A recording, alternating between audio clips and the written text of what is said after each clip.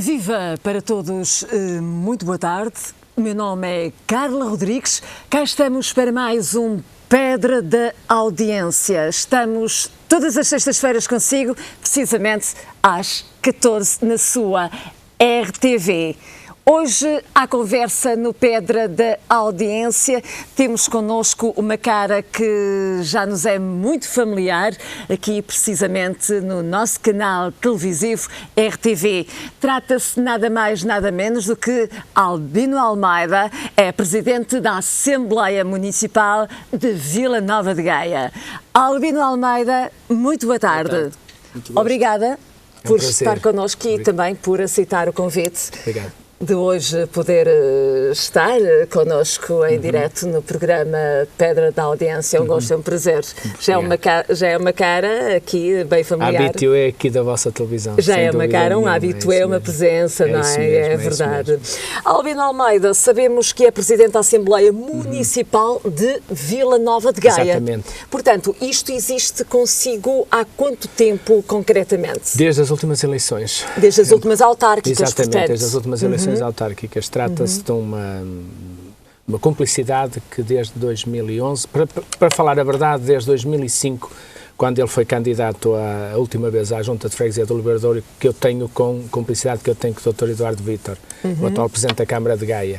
E por isso em 2011 começamos a trabalhar neste projeto que culminou com a vitória dele para a Câmara Municipal e, por extensão, a minha também, e digo isto por extensão, porque os Presidentes das Assembleias Municipais são os cidadãos mais votados no Conselho para a Assembleia Municipal e depois tem que ser os pares, digamos assim, a confirmar a eleição do povo. Por isso eu fui o cidadão mais votado de todos os concorrentes à Assembleia Municipal e depois em conformidade com a vontade dos outros deputados, de todos os deputados da Assembleia Municipal, fiquei Presidente da Assembleia Municipal de Gaia. Por Portanto, isso é uma experiência teve recente. a maioria de votos, sem dúvida, para estar no lugar que hoje ocupa. Exatamente. Lá para casa, para terem uma ideia, os votos que tivemos correspondem ao Estádio das Antas cheinho, com algumas pessoas fora. A um Estádio Dragão, completamente cheio. Exatamente. Como é que se sentiu? Contava com toda essa adesão de votos? Vamos ver. Para estar na Assembleia Municipal de Vila Nova de Gaia? Vamos ver. Tínhamos também do lado da Assembleia algumas ideias que eu acho que fazem a diferença neste mandato. Desde logo o público falar no início das sessões. Eu acho que é muito penalizador apelar à participação popular e, como acontecia na Assembleia anterior, as pessoas aguardavam até à meia-noite, à altura em que podiam então falar. E como compreenderá, para pessoas que querem, que estão naquele lugar, não vão falar do seu assunto miudinho, vão falar da rua, da mobilidade, de um conjunto de fatores que têm a ver com uma população, não importa agora se grande ou pequena, mas enfim, é sempre relevante para quem tem os problemas, e terem que esperar até à meia-noite para poderem transmitir isso aos senhores deputados, e por isso mudamos isso. Apelamos a que os seus deputados estivessem presentes. Quero dizer-lhe que tenho tido todas as assembleias até agora, e já foram 11 sessões, digamos assim, 11 reuniões e 3 sessões ordinárias, porque as assembleias têm 3 sessões ordinárias pela lei, mas depois podem desdobrar-se em várias reuniões conforme a ordem de trabalho. Sabe que às vezes a ordem de trabalhos é muito extensa e, portanto, tem que ser feito em várias reuniões. E, portanto, das 11 sessões que tivemos, que correspondem a algumas reuniões mais, sempre tive sala cheia, isto é, os deputados todos, à hora, e depois também o público que só abandona a sala no final das sessões. E algumas já terminaram para lá das 2 da madrugada, o que não deixa de ser relevante. Sinto muito satisfeito com isso. Está satisfeito? Muito satisfeito. Veio trazer algo de diferente que até então ninguém não era assim, teria exatamente, feito, não era assim. Mesmo a pontualidade dos senhores deputados, que também são como o resto do povo, embora recebam uma senha de presença, a verdade é que muitos deles vêm de trabalhar, e no dia das assembleias, na prática, significa que têm às vezes pouco mais do que tempo para comer uma sopa e um prego em pão ou coisa que o valha. Mas de qualquer maneira é importante estarem à hora. Sabem que agora o público fala no início das sessões, é portanto que todos estejam lá para ouvir, incluindo o Sr. Presidente da Câmara, porque desta cumplicidade exatamente nasceu também este hábito que se está a criar do Presidente estar nas sessões desde o início, em todas as sessões, quando nos últimos 4 anos nenhuma vez o Presidente da Câmara teve em alguma sessão da Assembleia Municipal. Está a falar-me do Presidente anterior, do Presidente anterior, da Câmara que fazia Municipal. sempre, não é que a lei não o permita, portanto trata-se aqui de uma opção de caráter eminentemente político, porque a lei permite que o Presidente se faça representar pelo Vice-Presidente ou por qualquer vereador para dar os esclarecimentos que forem necessários, mas como toda a gente compreenderá, o que faz sentido em democracia democracia é podermos questionar nos locais próprios as pessoas que andaram na rua a dizer que iam fazer isto, isto e aquilo. E, a bem da verdade, acho que é um respeito adicional também pelos cidadãos e por aquilo que eu quero que chamarem Gaia. Ela tem que ser assim porque é da lei, mas eu gostava mais que fosse a Casa da Democracia em cada concelho e não a Assembleia Municipal. Acho que diria mais às pessoas se lhe chamássemos a Casa da Democracia. A Casa da Democracia. Exatamente. Na atual Câmara. Na atual Câmara ou nas outras câmaras do país. Devia ser, tal como havia a Casa do Povo, lembra-se? Devia ser a Casa da Democracia.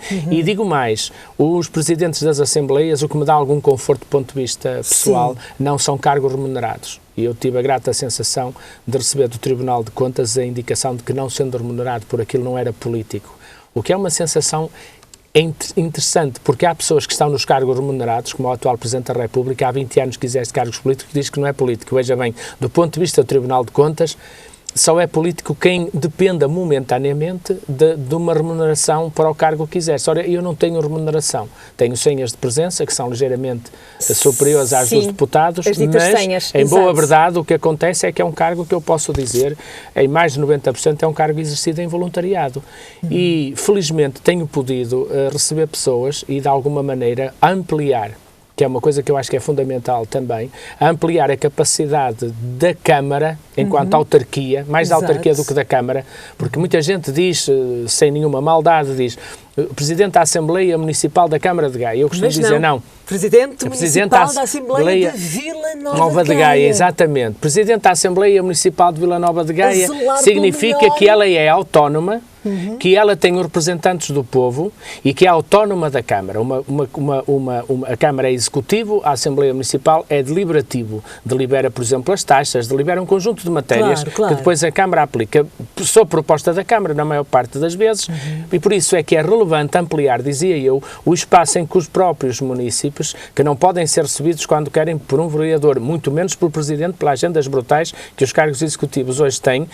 Tenho tido essa disponibilidade de receber instituições e cidadãos individualmente na Assembleia. Por isso é que gosto de lhe chamar a Casa da Democracia. Acho que devia ser, quando alguém tivesse problemas em relação ao seu estado num município, perante os problemas que tem, acho que devia poder recorrer à Assembleia Municipal e ter o Presidente alguém que os pode receber, que, não tendo imediatamente uma resposta, porque essa é do lado executivo, acaba também por ser importante ligar a um vereador a seguir e dizer, olha, recebi aqui um cidadão, veja lá isto, vou-lhe mandar um memorando, porque há uma coisa que também devemos estimular na democracia, é saber fazer as coisas, não andar uns órgãos por cima dos outros. E, portanto, uma das coisas que faço é mandar memorandos aos vereadores quando o assunto é muito denso, ou então um simples telefonema dizendo, olha, passou-se isto, vai-lhe chegar vou-lhe fazer chegar, porque peço sempre aos cidadãos que documentem o que dizem. Porque aquilo tem que ser a Casa da Democracia, mas não pode ser o Muro das Lamentações. Também pode ser noutro sentido. Depende, mas quando estamos perante... as pessoas sérias assinam documentos. Claro. E nós sabemos que, normalmente, as queixas em relação ao mandato se avolumam mais para o fim do mandato. E muitas vezes avoluma-se uma queixa que faz sentido, que é ninguém me ouviu. Está a ver? Isto é demolidor para a democracia. Ninguém me ouviu. Como é que é possível? De maneira que tenho este trato com o Sr. Presidente da Câmara, eu estou disponível para ampliar a capacidade da Câmara a ouvir cidadãos e, portanto, naturalmente, avisando-os de que naquele lado deverão o seu assunto, eu serei um provedor do cidadão junto da Câmara, sem me imiscuir minimamente naquilo que é a função executiva da Câmara e as decisões.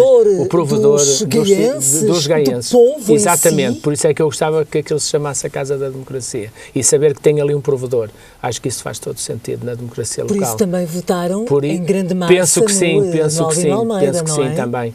Penso que sim, que isso também explica os resultados. É uma pessoa ligada à causa? Está sempre muito atento? Sempre. Eu exerci durante muitos anos, durante 10 anos quase, a presidência da Confederação Nacional das Associações de Pais e dizia muitas vezes aos diretores...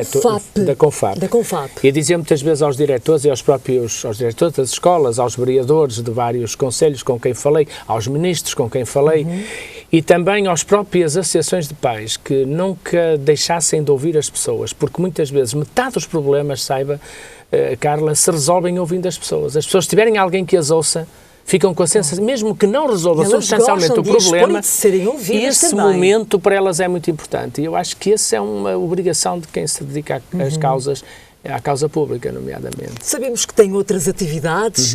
Como é que se desdobra? O dia tem 24 horas, dedica muito do seu preciosíssimo tempo à Assembleia Municipal de Vila Nova de Gaia. Sabemos que também é professor. Exatamente. Eu não estou a exercer agora, não estou a exercer.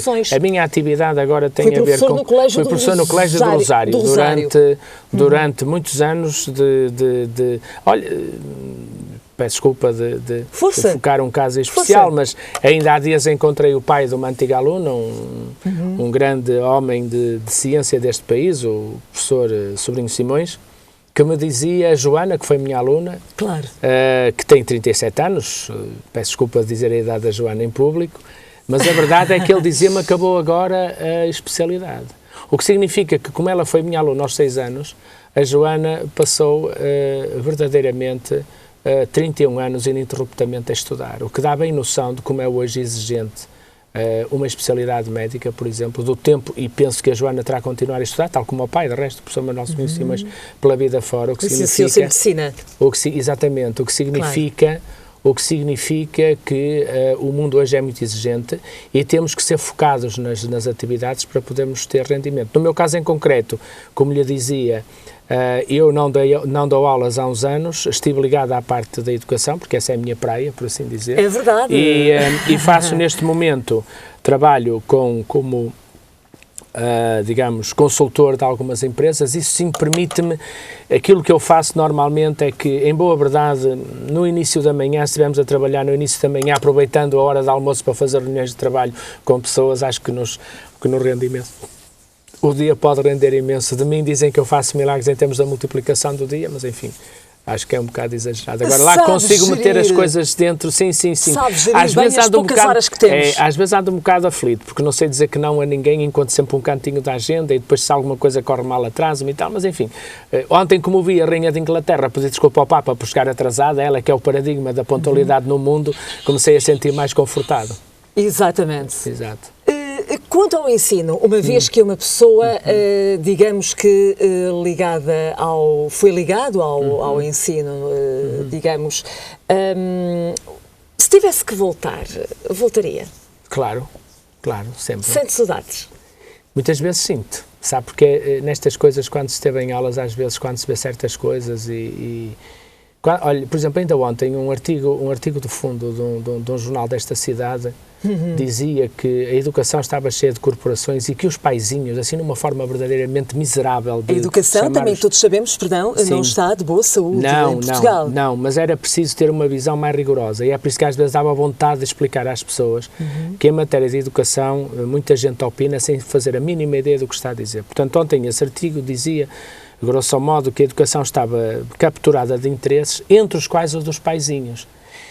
E este senhor jornalista que fez isto, que é um homem que devia ter respeito por ele próprio, e que não deixará, exatamente, e que não deixará de receber a devida nota, quando se refere aos paizinhos como corporação de interesses, está-se a esquecer que uma das coisas fatais para o país é se mantivermos por estas críticas aos paizinhos, pelas dificuldades que as famílias têm, que não são cuidadas, pelas políticas quase antifamiliares.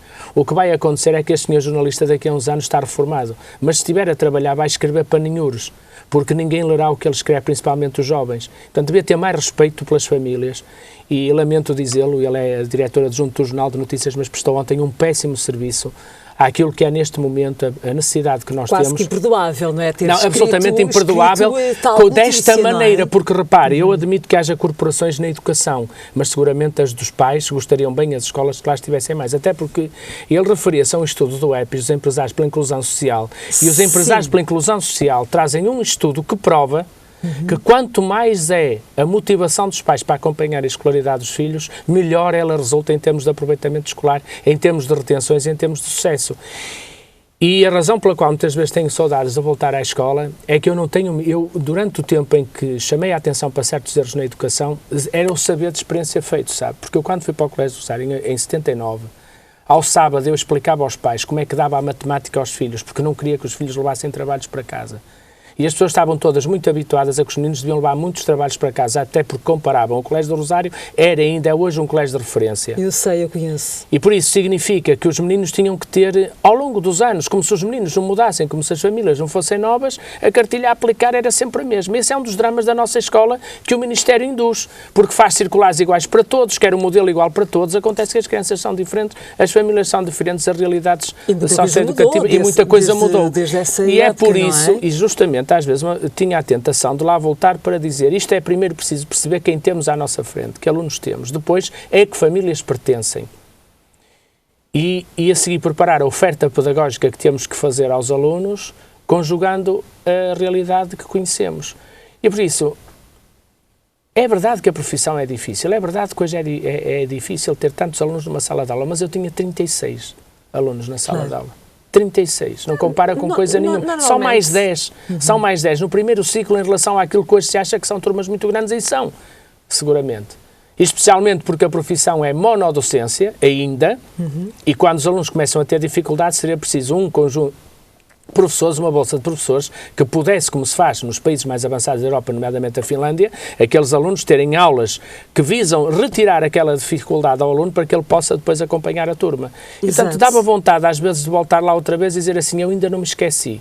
Posso não ter o vosso treino, é como aos barbeiros, se durante uns anos não cortarem cabelo, depois podem ter algumas dificuldades nos primeiros. Mas depois é como a bicicleta. Mas o professor Albino Almeida, portanto, isto é como andar de bicicleta, é a dizer... E a dizer exatamente, é não olhar para os pés e procurar manter o equilíbrio. Portanto, não olhar para os pés e manter o equilíbrio, isto é, não olhar para o passado, como faz o atual Ministro, completamente olhar para o passado, fazendo regredir da educação, fazendo regredir a educação 40 anos. Portanto, não olhar para os pés e, em simultâneo, manter o equilíbrio, isto é, procurar entre aquilo que são os jovens e as famílias e aquilo que é o currículo nacional que todos os alunos devem aprender, acho que é um desafio sempre permanente a que eu voltaria. Pelas manifestações que se vêem a nível de ensino, o Ministro poderá não ser melhor neste momento. Não é seguramente. Ele é completamente um equívoco que deve ser completamente tributado ao Primeiro-Ministro, porque o Primeiro-Ministro é um homem, já se percebeu, como fez com Álvaro Santos Pereira, que gosta muito de ler o final dos livros, não exatamente o livro todo, mas o final. E lembram que o Álvaro Santos Pereira terminava um livro a dizer agora só falta coragem para pôr isto em prática. O que é que o Primeiro-Ministro fez foi buscá-lo. E vimos claramente que o Ministro Álvaro Santos Pereira e o Ministro Pires de Lima não têm nada de parecido, por uma simples razão que também tolhe o Primeiro-Ministro, é que o Primeiro-Ministro não tem experiência de vida nenhuma, em termos profissionais. Teve umas empresas que tinham praticamente o produto vendido e o cliente certo, que eram os fundos europeus. De facto, ele nunca trabalhou, nunca juntou, nunca teve que cobrar faturas para pagar salários, nunca passou por dificuldades porque passa a indústria portuguesa. Mas o Dr. Pires de Lima conhece isto e a diferença é óbvia. Quando se vem da universidade só, sem nenhum conhecimento da vida, aplicar PowerPoints, depois a realidade não casa com os PowerPoints e temos um problema, como é público e notório neste governo. Depois temos alguns ministros que tinham vida profissional antes, como é o caso de Paulo Macedo e o caso em concreto de Pires de Lima, e a diferença nota-se logo. Nota-se exatamente. Quando a gente fala daquilo que sabe e onde pôs as mãos é completamente diferente daqueles que acham que sabem porque simplesmente leram umas coisas. Mudaria muita coisa no ensino? Bastante, mas fundamentalmente acreditaria mais nas escolas. Precisamos fazer um pacto de confiança com as escolas. Vocês têm aí os meios. Primeiro, definir finalmente quanto é que o Estado pode dar por cada aluno. E pode dar porque sai dos nossos impostos. Em segundo lugar, dizer este é o currículo mínimo que todos os alunos têm que saber. Em terceiro lugar, agora vocês é que têm o curso, vocês é que têm as instalações, vocês é que falam com as famílias, com os alunos e são vocês que têm que fazer isso bem. No final, prestam contas através de exames nacionais e nós estaremos cá para avaliar o que fizeram. Às vezes não era preciso muito mais, será com certeza. Muito pouco para os professores poderem dar atenção aos especialmente pais. Quando os professores estão muito vocacionados, não para atender as famílias, mas para preencher uma data de papéis, cujo objetivo às vezes não se percebe logo, alguns têm que ser e, portanto, estão perdidos na sua própria missão. Mas conviria que as escolas assumissem da legislação aquilo que podem e devem fazer em função das crianças e não em função de agradar ao Ministério. E alguns também se ufanam muito em agradar ao Ministério. Os pais hoje estão mais atentos com o ensino, com os filhos em si? Globalmente estão. E acho que há hoje um sentido muito crítico. Aliás, temos acompanhado esta história de Inglaterra, daquele casal com 5 filhos. É verdade. Há hoje uma maior atenção de todos e há hoje uma maior censura sobre as faltas de empenhamento das famílias. Por isso eu diria família que nos tempos que correm, mesmo que não se... A gente pode sempre arranjar uma família que não liga nada àquilo, não é? Também podemos arranjar sempre um professor que não liga nada àquilo e podemos arranjar sempre um diretor que não liga nada àquilo.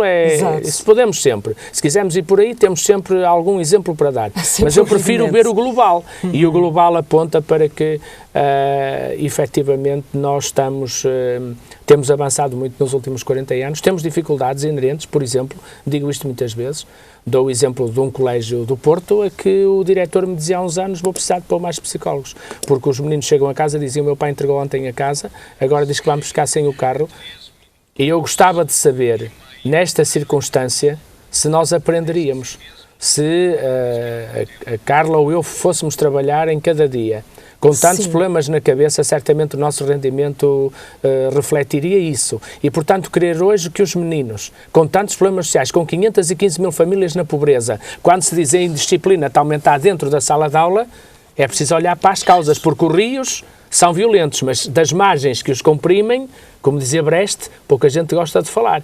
E, portanto, se um aluno vai para a sala de aula e percebeu que o pai não recebe há 2 meses, que a mãe vai ser, para a semana vem embora, que a sua mãe engravidou de um irmão e que a empresa já lhe disse, como diz, por exemplo, empresas que estão nos centros comerciais que estão enxameados de pessoas, que mal engravidam, são logo imediatamente avisadas que o contrato vão para a rua. Não se ela tiver um irmão a quem a mãe diz, olha, a mãe engravidou e a seguir vai ser despedida, eu gostava de saber como é que imaginam que esta criança vai para a escola.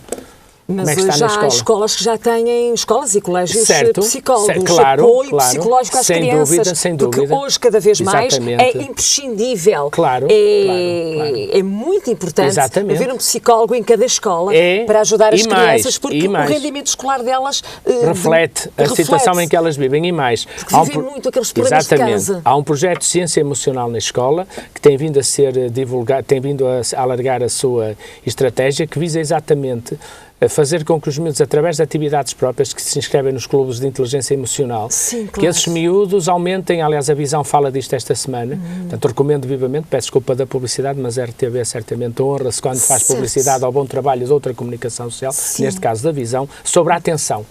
Nós vivemos hoje um drama nas nossas escolas que é a incapacidade dos alunos estarem atentos e, portanto, não poderem sorver aqueles 40, 50, 70, 90 minutos de aula. Exatamente. Problemas de casa trazendo problemas de casa é impossível. Muito bem. Pois então eles aprendem nesses clubes de inteligência emocional a ganhar resiliência. Lá para casa, para quem não conhecer, resiliência é como um copo de plástico, a gente amassa aquilo tudo e passado um bocado ele volta razoavelmente à forma que tinha. Isso é resiliência. Se for um copo de vidro, se partir, não serve para nada porque não consegue tomar a forma original. Ora, nós na vida temos de ser como um copo de plástico, mesmo que nos amassem, temos que voltar à forma original. Isso aprende-se. Em inteligência emocional e vai-se pondo em prática, e vai-se pondo em prática. E quanto mais pequenino, melhor. Quanto mais pudermos ajudar as crianças com problemas sociais que têm que perceber onde é que estão e saber que não estão condenados a ir pelo mesmo caminho, é útil. E há escolas que fazem isto bem. Portanto, dizer hoje, como dizia ontem o outro senhor no artigo num jornal desta cidade, o que ele disse é de uma profunda incompetência. É verdade. É preocupante, no mínimo. Eu recordo que estamos com Pedra da Audiência. Hoje há conversa com Albino Almeida, é a Presidente da Assembleia da Câmara Municipal de Matosinhos, de Vila Nova de Gaia. Exatamente. Eu estou Presidente da Assembleia Municipal de Gaia. De Vila Nova de Gaia. Exato. Bom, nós neste momento vamos para um curtíssimo intervalo, mas contamos também consigo. Até já.